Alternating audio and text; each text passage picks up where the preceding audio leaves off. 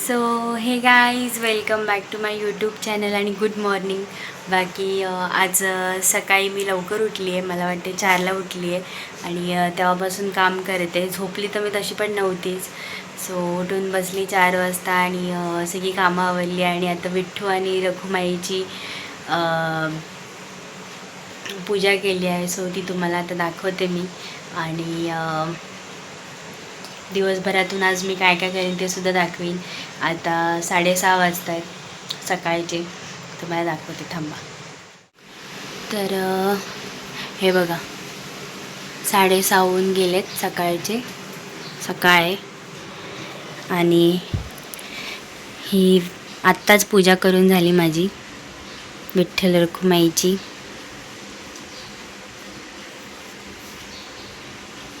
आज आषाढी एकादशीची पूजा केली आहे आणि आज माझा उपवाससुद्धा आहे. बाकी हे सगळे देवांची पूजा आणि केली आहे. तर आता आरती वगैरे करीन आणि मग थोड्या वेळाने तुम्हाला मी परत भेटेन. तर तुम्ही बघितलंच कशी पूजा केली आणि खूप मस्त वाटलं पूजा करताना. आता आरती आणि राहिली करायची सो ती मी करून घेते आणि तुम्हाला परत भेटते. आता मी बनवते माझ्यासाठी खिचडी आणि मम्मीने भाकऱ्या भाजल्या पप्पांसाठी आणि ही भाजी बनवली आहे.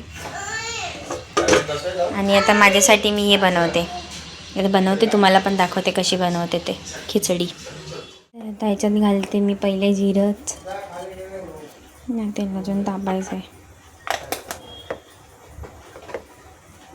फक्त जिरं घालणार कारण की माझा उपवास आहे. आणि इथे शेंगदाणे ठेवलेत भाजायला. तेल तापल्यावर टाकते मी.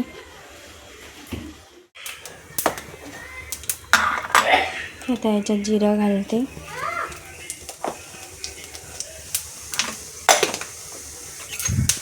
साईडला भाजते.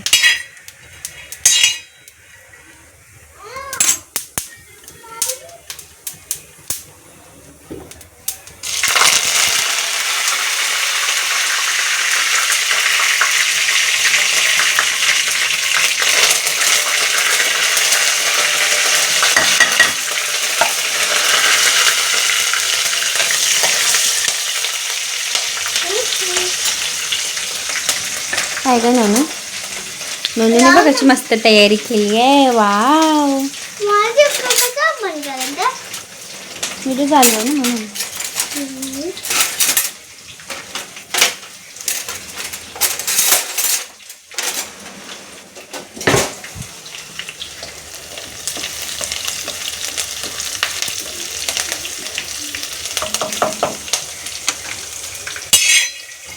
शेंगदाणे शिजले. आता हे मिक्सरला लावून घेते साली काढून, तोपर्यंत बटाटे आणि शिजतील. त्याच्यात बटाटे घातले, मिक्स केले. आता त्याच्यात थोडीशी साखर घालते चवीला आणि मग नंतर मीठ घालीन. बापरे,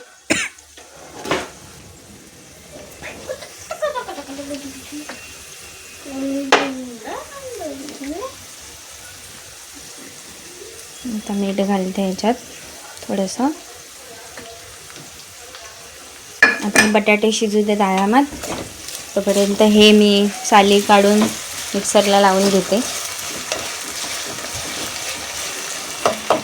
तर आता ह्याच्यात साबुदाणे, बापरे, तर आता ह्याच्यामध्ये साबुदाणे घातलेत आणि हे कूट नंतर घालणार. तोपर्यंत आता हे वाफेवर शिजायला ठेवते. बटाटे आणि मस्त शिजले.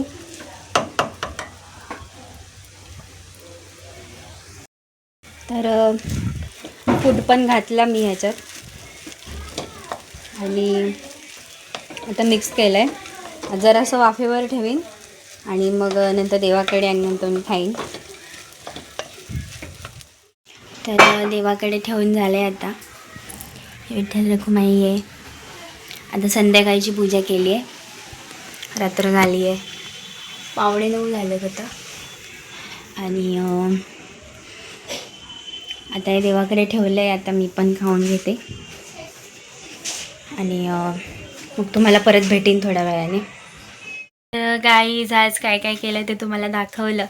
सो आजचा माझा ब्लॉग तुम्हाला आवडला असेल तर नक्की लाईक करा, शेअर करा, कमेंट करा, सबस्क्राईब करा. आणि उपवास मी उद्या सोडीन. सो उद्या उपवासाला काय काय बनवीन ते, म्हणजे उपवास सोडताना काय काय बनवीन ते तुम्हाला दाखवीन. सो उद्याचा ब्लॉगसुद्धा नक्की बघा.